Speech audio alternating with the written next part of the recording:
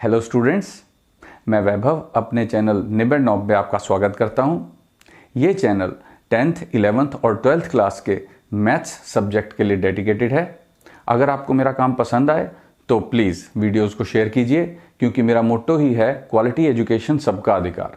और अगर आप पूरा सिलेबस कवर करना चाहते हैं तो आप मेरे चैनल को सब्सक्राइब करके प्लेलिस्ट में जाके चैप्टर वाइज, क्लास वाइज सारे वीडियोज़ की प्लेलिस्ट चेक कर सकते हैं। और अब तो आप निबेड़ नॉब को इंस्टाग्राम पे भी फॉलो कर सकते हैं। तो चलिए आज का लेक्चर शुरू करें। स्टूडेंट्स, एप्लीकेशंस ऑफ डेरिवेटिव की एक्सरसाइज 6.5 के क्वेश्चन नंबर 21 हम कर चुके थे और आज हम देखते हैं ये क्वेश्चन नंबर 22। तो ध्यान से पढ़ना, बहुत बहुत बहुत इम्पॉर्टेंट क्वेश्चन है ये। और ये तकरीबन हर साल, एक साल छोड़ के एक साल, ये बोर्ड के पेपर में 6 मार्क्स का आता ही है। तो क्वेश्चन पढ़ते हैं। A wire of length 28 meters is to be cut into 2 pieces. One of the pieces is to be made into a square and the other into a circle.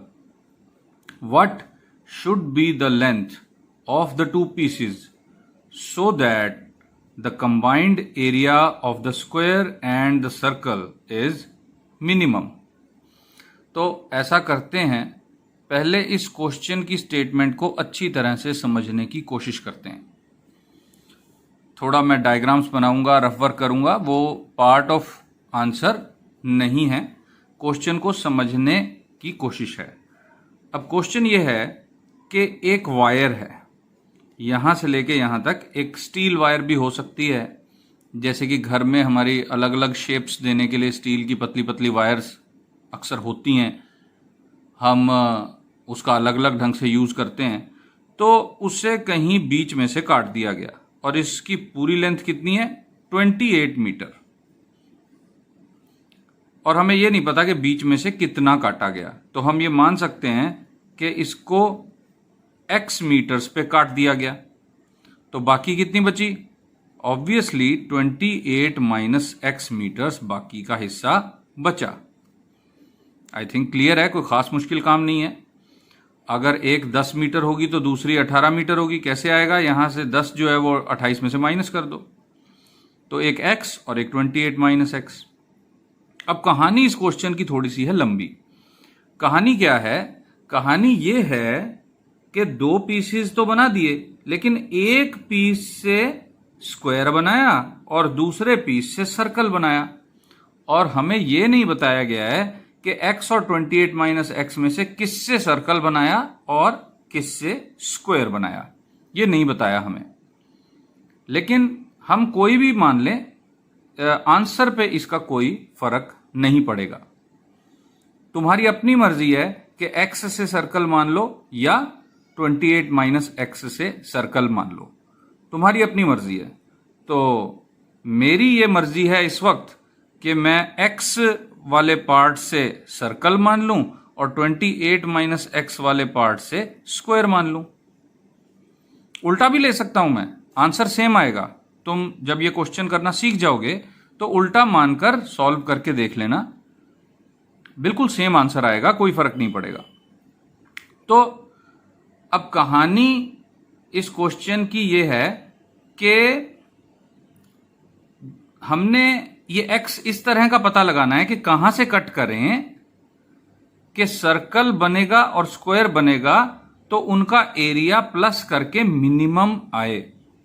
देखो question को ध्यान से पढ़ो। What should be the length of the 2 pieces? ये जो 2 pieces हैं, एक x एक 28 माइनस x, इनकी लेंथ क्या होनी चाहिए exactly? Should be the length of the 2 pieces so that the combined area of the square and the circle is minimum. अब मजेदार बात यह है कि सर्कल का एरिया होता है पाई आर स्क्वायर और स्क्वायर का एरिया होता है साइड का स्क्वायर, यानी कि a का स्क्वायर मान लो। तो अब इसमें 3 वेरिएबल दिखाई दे रहे हैं तुमको, x, r और a, क्योंकि सर्कल बनाएंगे तो कुछ रेडियस तो बनेगा उसका, और एक स्क्वायर बनाएंगे तो उसकी कुछ साइड तो होगी। तो डायग्राम से मैं हेल्प ले रहा हूं थोड़ा सा इसे समझने की। ये डायग्राम तुम बना भी सकते हो, नहीं भी बना सकते, तुम्हारी अपनी मर्जी है। डायग्राम इस क्वेश्चन में मैंडेटरी नहीं है, बगैर डायग्राम के भी हम बना सकते हैं, इसको क्वेश्चन को सॉल्व कर सकते हैं। तो एक सर्कल बन गया, सर्कल मेरे से कोई खास अच्छा नहीं बन रहा, तुम ज़्यादा अच्छा सर्कल बना पाओगे आई थिंक। और एक बन गया स्क्वायर। तो अब ये कितनी साइड से बना है? ये एक्स से हमने माना है, तो इसका मतलब अब इसका कुछ रेडियस तो हमें मानना ही पड़ेगा, रेडियस आर। तो हमें एक बात का पता है कि सरकमफ्रेंस जो है इस सर्कल की वो एक्स के बराबर है, क्योंकि यहां से लेके यहां तक इस पीस को गोल करके ही तो हमने स्क्वायर सर्कल बनाया है ना। और इसकी साइड है मान लो ए, तो जो 4a है यानी कि इसका पेरीमीटर वो कितना है? 28 माइनस एक्स। तो आई थिंक अब कुछ हद तक तुम्हें थोड़ी राहत मिली होगी ये सोच के कि चलो हम r को और a को in terms of x denote कर सकते हैं, बिल्कुल कर सकते हैं। और अगर क्वेश्चन है तो सॉल्व भी हो जाएगा, ऐसी कोई दिक्कत नहीं है। तो इसका जो एरिया है वो है a स्क्वायर और इसका एरिया पाई आर स्क्वायर, और एरिया को करना है हमने मिनिमम। तो आई थिंक ये समझ में आ गया होगा तुमको अब तक की कहानी। और एक और बात कि ये क्वेश्चन 28 मीटर के साथ है, वैसे 30 मीटर 36 मीटर अलग अलग लेंथ्स पे भी ये क्वेश्चन आया करता है। अगर तुम ये प्रैक्टिस कर लोगे अच्छी इस क्वेश्चन की, और कभी 28 मीटर, कभी 30 मीटर, कभी 36 मीटर इस तरह से सॉल्व करने की कोशिश करोगे, तो ये तुम्हें समझ भी आसानी से आ जाएगा, और इसका आंसर क्या आना चाहिए वो भी मैं तुम्हें बता दूंगा। तो अब मेरे ख्याल से इतना हम कर चुके हैं कि क्वेश्चन का सॉल्यूशन शुरू कर सकते हैं। तो चलो ऐसा करते हैं, क्वेश्चन का सॉल्यूशन शुरू करते हैं। मैंने कहा let the lengths of two pieces be x meter and 28 minus x meter. हमने क्या किया? ये दो लेंथ्स हमने मान ली। अब हमें यह भी बताना है कि कौन सी लेंथ से हमें क्या बनाया, वो भी तो बताना है ना। तभी तो मैंने कहा था कि इस क्वेश्चन की कहानी थोड़ी लंबी है। तो मैं ये बताऊंगा कि मैंने x मीटर से सर्कल बनाया और 28 माइनस एक्स मीटर से एक स्क्वायर बनाया, ये मुझे बताना पड़ेगा और ये बताना जरूरी है। तभी तो हम इस तरह की इक्वेशन यूज करके अपने एरिया फंक्शन को सिंगल वेरिएबल में कन्वर्ट करेंगे। तो मैंने बताया कि अ सर्कल ऑफ रेडियस, अब सर्कल है तो रेडियस तो होगा ही कुछ ना कुछ। A circle of radius R be made by x meters या फ्रॉम एक्स मीटर्स, जैसे भी कह सकते हो। A square of side A be made by 28 minus x meters. हमने यह बता दिया कि किस हिस्से से हमने क्या बनाया। अब हम ये यूज करने जा रहे हैं दोनों चीजें। तो मैंने कहा कि circumference of circle comma 2 pi R is equal to x. Obviously अब तो ये समझाने की जरूरत नहीं है मुझे।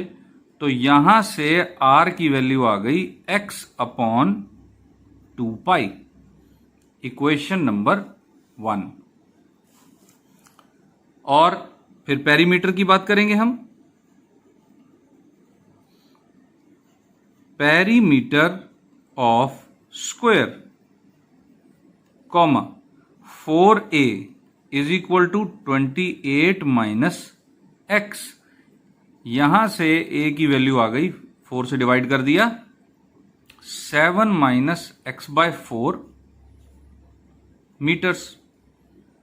इक्वेशन नंबर 2, यहां भी मीटर्स लगा सकते हैं। तो अब हमारी तैयारी पूरी हो चुकी है कि हम एरिया फंक्शन क्रिएट करें सर्कल और स्क्वायर का एक सिंगल वेरिएबल में, और फिर क्या करें, उसको डिफरेंशिएट करें और क्रिटिकल पॉइंट्स ढूंढें और आगे डबल डेरिवेटिव टेस्ट लगाएं। ये तैयारी हमारी पूरी हो गई है। तो अब हम एरिया फंक्शन की तरफ चलते हैं। Now combined area of circle and square, comma, capital A is equal to pi R square. ये गलती से मैं 4 लिखने लगा था, ये कटा हुआ ही समझना, कंसीडर कर लो। वैसे स्टूडेंट्स से मैं कई बार मजाक में कहता होता हूँ कि जो तुमने काट दिया है उसको कंसीडर कर लें कि ना माना जाए, तो अब मैं ऐसा कह रहा हूँ कि इसको ना माना जाए। प्लस ए स्क्वायर, ये सर्कल का एरिया, ये स्क्वायर का एरिया। अब हम आर और ए की वैल्यू इक्वेशन नंबर 1 और 2 से यहां पुट करेंगे ताकि ये दो वेरिएबल से सिंगल वेरिएबल में कन्वर्ट हो जाए। तो पाई आर स्क्वायर कितना है, x square upon 4 pi square, ये आर का स्क्वायर कर दिया मैंने, प्लस ए का स्क्वायर यानी इसका square 7 minus x by 4 whole square. तो डेरिवेटिव तो हम अभी स्टार्ट कर सकते हैं, लेकिन डेरिवेटिव हम तब स्टार्ट करें जब थोड़ा सा इसको और सिंप्लीफाई कर दें ताकि आगे का क्वेश्चन इजी हो जाए। Implies that is equal to, देखो ये पाई की एक पावर कैंसिल हो गई तो हमारे पास आ गया x square upon 4 pi, plus अब इसका होल स्क्वायर खोल देते हैं, 49 plus x square by 16 minus 7 by 2 x, क्योंकि a माइनस बी का होल स्क्वायर क्या होता है, A square plus B square minus 2ab। 2ab का मतलब है 7 इंटू एक्स बाय 4 इंटू 2, तो यहां नीचे 2 रह गया। इसको और भी सिंप्लीफाई किया जा सकता है क्योंकि ये जो दो टर्म्स हैं एक्स स्क्वायर की, इनको एक साथ हम एक ही टर्म में कन्वर्ट कर सकते हैं। तो मैं करता हूं, लेकिन ये मेरा पेज आप देख रहे हैं कि खत्म हो गया है। मैं पेज पलटता हूं और फिर इस क्वेश्चन को आगे बढ़ाऊंगा। तो ये आ गया था हमारे पास, मैंने एक्स स्क्वायर की टर्म्स को इकट्ठा लिख दिया। अब हम यहां से क्या क्या कॉमन ले सकते हैं, देखो a इज इक्वल टू, एक तो एक्स स्क्वायर कॉमन आ गया, एक अपॉन 4 कॉमन आ गया, तो बचा क्या, 1 अपॉन पाई प्लस 1 अपॉन 4। देखो ये ब्रैकेट खुलेगा तो पहली टर्म क्या बन जाएगी, x square upon 4 pi, plus दूसरी टर्म क्या बन जाएगी, x square upon 16 minus 7 by 2x plus 49। तो इसको थोड़ा सा और सिंप्लीफाई कर लेते हैं। a is equal to x square by 4 into 4 plus pi upon 4 pi, ये हो गया simplify, minus 7 by 2x plus 49। अब तुम्हारे मन में आ रहा होगा कि मैं सिंप्लीफाई करने में ही 3-4 स्टेप्स लगा रहा हूं, तो मैं इतना टाइम क्यों लगा रहा हूं। दरअसल स्टूडेंट्स एक बात हमेशा याद रखो कि क्वेश्चन को जितना ज्यादा सिंप्लीफाई कर लोगे उतना ही आगे की कैलकुलेशन आसान हो जाएगी।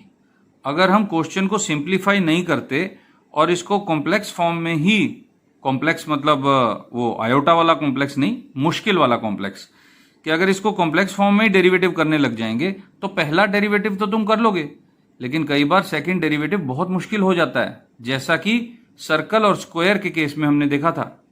हमने क्या किया था, सर्कल के अंदर जब स्क्वायर इंस्क्राइब्ड था और इसके एरिया को हमने मैक्सिमाइज करना था, तो हमने एरिया का स्क्वायर लेके उसको m बना लिया था, सिंप्लीफाई करने के लिए तो किया था ना। तो इसी तरह इसी थॉट प्रोसेस के हिसाब से मैंने इसको थोड़ा सा सिंप्लीफाई पहले कर लिया, और अब देखो कितना इजीली ये डेरिवेटिव हो जाएगा, सेकंड डेरिवेटिव हो जाएगा, क्रिटिकल पॉइंट्स निकल आएंगे, सब कुछ आसानी से हो जाएगा। देखो अब ये सिंप्लीफाइड फॉर्म में सिंगल वेरिएबल में आ चुका है। तो हमारा क्या फर्ज बनता है अब कि डेरिवेटिव करें, differentiate with respect to x. तो dA by dx is equal to, तो ये कितना हो जाएगा, 2 आगे आएगा तो एक 2 कैंसिल हो जाएगा, तो ये रह जाएगा x by 2 4 plus pi upon 4 pi minus 7 by 2, 49 का डेरिवेटिव 0। तो हमने 2 इक्वेशंस पहले यूज कर ली, तो ये थर्ड इक्वेशन हो गई हमारी। Again differentiate with respect to x, तो d2a by dx square is equal to, तो x का derivative 1 by 2 4 plus pi upon 4 pi, बस इतना ही रह जाएगा, माइनस 7 बाय 2 का डेरिवेटिव तो 0 है। ये इक्वेशन नंबर 4 हो गई। तो 2 बार डेरिवेटिव जब हम कर लेते हैं स्टूडेंट्स, तो अगला स्टेप क्या होता है, हमारा स्टेप होता है, हम लिखते हैं for critical points put single derivative dA by dx is equal to 0। और अगर तुम ये सोच रहे हो कि क्रिटिकल पॉइंट्स क्या हैं और डेरिवेटिव, फर्स्ट डेरिवेटिव को 0 क्यों पुट किया, तो मैक्सिमा मिनिमा का जो मेरा पहला वीडियो था वो जरूर देखना, उसमें तुम्हें सब क्लियर हो जाएगा। तो dA बाय dx को 0 रखना है, यानी कि इक्वेशन नंबर 3 का इस्तेमाल हमने करना है। तो इक्वेशन नंबर 3 के हिसाब से x by 2 4 plus pi upon 4 pi minus 7 by 2 is equal to 0 from equation number 3। इस 7 बाय 2 को उस तरफ ले जाएंगे, x by 2 4 plus pi upon 4 pi is equal to 7 by 2, ये 2 से 2 हो गया कैंसल, और x की क्या वैल्यू आ गई देखो, 4 पाई इधर मल्टीप्लाई होगा तो 28 पाई अपॉन ये 4 प्लस पाई नीचे आ जाएगा 4 प्लस पाई। तो ये देखते ही मुझे पता लग गया कि मेरी कैलकुलेशन में कोई भी गलती नहीं हुई। मैं एक बार फिर समझा रहा हूं, एक बार फिर सुन लो कि ये नंबर देखते ही मुझे पता लग गया कि मेरी कैलकुलेशन बिल्कुल ठीक है। क्यों? देखो क्वेश्चन को एक बार फिर देखो, मैं क्वेश्चन दिखा रहा हूं। हमें वायर की लेंथ कितनी दी थी, 28 मीटर। तो मेरे पास क्या आया, 28 पाई अपॉन 4 प्लस पाई। अगर ऐसा आ जाता है तो हमारी कैलकुलेशन करेक्ट है। x कितना आना चाहिए, जितना कि यहां पर हमारे पास वायर की लेंथ है उसके साथ पाई मल्टीप्लाई और अपॉन 4 प्लस पाई, हमेशा ऐसा ही आएगा अगर हम स्क्वायर और सर्कल बनाते हैं।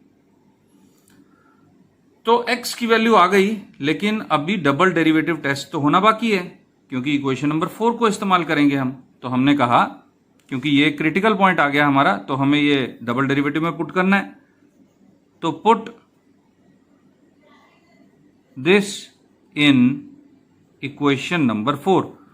तो इक्वेशन नंबर 4 को हम देख के सीधा ही कह सकते हैं कि तो पॉजिटिव ही है, क्योंकि इसमें x पुट करने की एक तो जगह नहीं है, और दूसरा कि अगर x यहां पे पुट करना भी होता तो x खुद में पॉजिटिव है, तो ये पॉजिटिव ही होता है, यहां पे नेगेटिव का साइन ही नहीं है। तो हम स्ट्रेट फॉरवर्ड ये कह सकते हैं d2a by dx square at x is equal to 28 pi upon 4 plus pi is greater than 0। और अगर ग्रेटर देन 0 है तो इसका मतलब क्या हो गया कि ये क्रिटिकल पॉइंट कैसा है, ये पॉइंट ऑफ मिनिमा है। तो हमने लिखा therefore x is equal to 28 pi upon 4 plus pi is a point of minima. तो मैं बार बार तुम्हें यह याद कराना चाहता हूं, हर क्वेश्चन के एंड में बताता हूं मैं कि जब ये वाला स्टेप आ जाए, पॉइंट ऑफ मैक्सिमा या मिनिमा पता लग गया, डबल डेरिवेटिव टेस्ट हमने लगा दिया, तो एक बार फिर हमने अपना ये क्वेश्चन पढ़ना है। ये बहुत जरूरी है, क्योंकि आंसर क्या निकालना है वो क्वेश्चन से हमें दिखाई देगा। डबल डेरिवेटिव टेस्ट तो एक तरीका है आंसर तक पहुंचने का, लेकिन आंसर क्या निकालना है वो हमें देखना पड़ेगा। तो क्वेश्चन क्या था, what should be the length of the two pieces. Two pieces की लेंथ पता लगानी है, यानी कि x और 28 माइनस एक्स पता लगाना है। तो x तो हमारे पास आ गया, 28 माइनस एक्स हम पता लगा लेते हैं। चलो कर लेते हैं। अब मेरे पास तो ये पेज हो रहा है स्टूडेंट्स खत्म, मैं पेज पलटता हूं और फिर इसका आंसर हम आगे देखेंगे।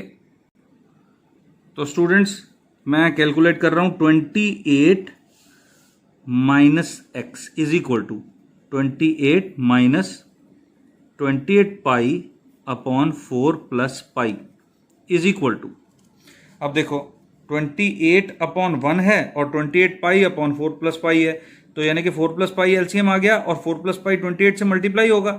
तो 28 इंटू 4 कैलकुलेट करके देखें साइड पे, 28 इंटू 4 किया हमने, 4 8 द 32, 3 आ गया कैरी ओवर, 4 टू द 8, 8 में 3 जोड़ेंगे तो 112, तो 112 प्लस 28 पाई माइनस 28 पाई होल अपॉन 4 प्लस पाई। तो 28 पाई से माइनस 28 पाई कैंसिल हो गया, तो देयरफॉर 28 माइनस एक्स कितना आ गया, 112 अपॉन 4 प्लस पाई। तो हमने अब आंसर देना है। आंसर ये नहीं है, आंसर क्या है, 28 माइनस एक्स आंसर थोड़ा ना है, आंसर तो लेंथ ऑफ द पीसीज है। तो हमने वो लिखना जरूर है। हमने लिखा देयरफॉर या हेंस रिक्वायर्ड लेंथ्स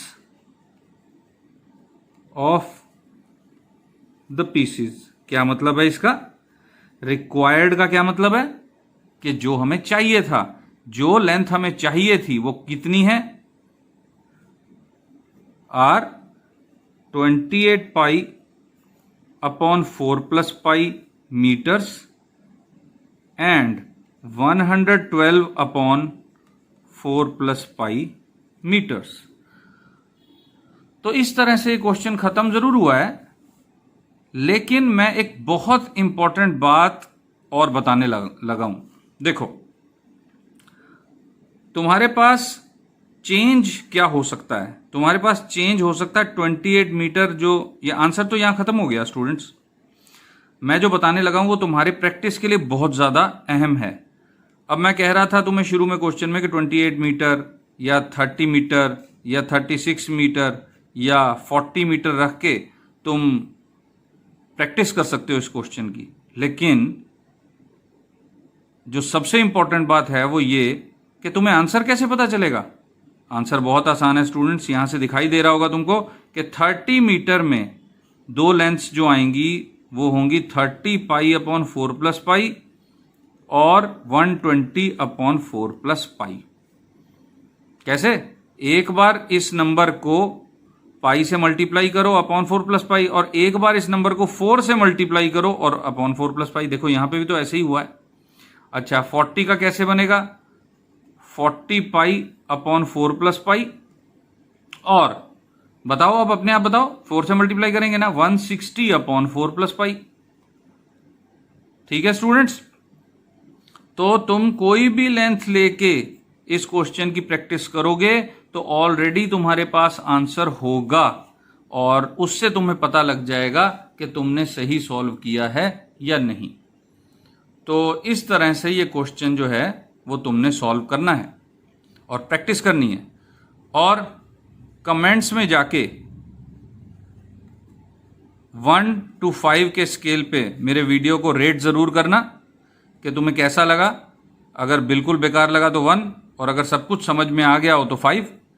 और मेरे चैनल को अगर सब्सक्राइब करके प्लेलिस्ट चेक करोगे और प्लेलिस्ट से जाके सारे चैप्टर्स को फॉलो करोगे तो मैं तुम्हें ये वादा करता हूँ, प्रॉमिस करता हूँ कि तुम्हें ट्यूशन की ज़रूरत नहीं पड़ेगी मैथ सब्जेक्ट में। वो जो पैसे बचेंगे वो अपने अकाउंट में जमा करो और आगे उसको बचाओ और आगे तुम्हारे ही काम आएंगे। तो टाइम और मनी ये दोनों ही इंपॉर्टेंट चीजें हैं, वो दोनों ही तुम ट्यूशन पे ना लगा के बचा सकते हो। कैसे? मेरे चैनल को सब्सक्राइब करके, प्लेलिस्ट चेक करके। तो अगर तुम्हें अच्छा लगे, रेटिंग 5 देने का मन करे तो अपने दोस्तों तक ये शेयर जरूर करो, क्योंकि क्वालिटी एजुकेशन पे सबका अधिकार है। और इस क्वेश्चन को इस तरह से सॉल्व करके, प्रैक्टिस करके पक्का कर लो, क्योंकि मैं एक बात बता दूं स्टूडेंट्स कि 6 मार्क्स का ये क्वेश्चन तकरीबन 1 साल छोड़ के 1 साल ऐसे आ ही जाया करता है। 3 ही क्वेश्चन है। ये एक्सरसाइज खत्म होगी तो मैं डिस्कस करूंगा कि कौन से ऐसे 3 या 5 क्वेश्चन हैं जो पेपर में जरूर आते हैं, जिनमें से कि एक क्वेश्चन पक्का पेपर में आएगा। तो वो मैं तब डिस्कस करूंगा। तो कमेंट्स का ध्यान रख लो स्टूडेंट्स, मुझे पता लगता रहता है, मेरी हौसला अफजाई होती रहती है, तुम कमेंट करते हो तो। और ट्यूशन के बोझ से तुम अपने आप मुक्त हो सकते हो। हाँ, अगर अच्छा लगे तो लाइक जरूर कर देना, उससे भी मुझे पता लग जाता है कि मैं कहां तक सफल रहा। और ये शेयर जरूर करना। तो स्टूडेंट्स, इस क्वेश्चन की प्रैक्टिस करो, बाकी के क्वेश्चन हम अगले वीडियो में देखेंगे। Best of luck and thank you for watching.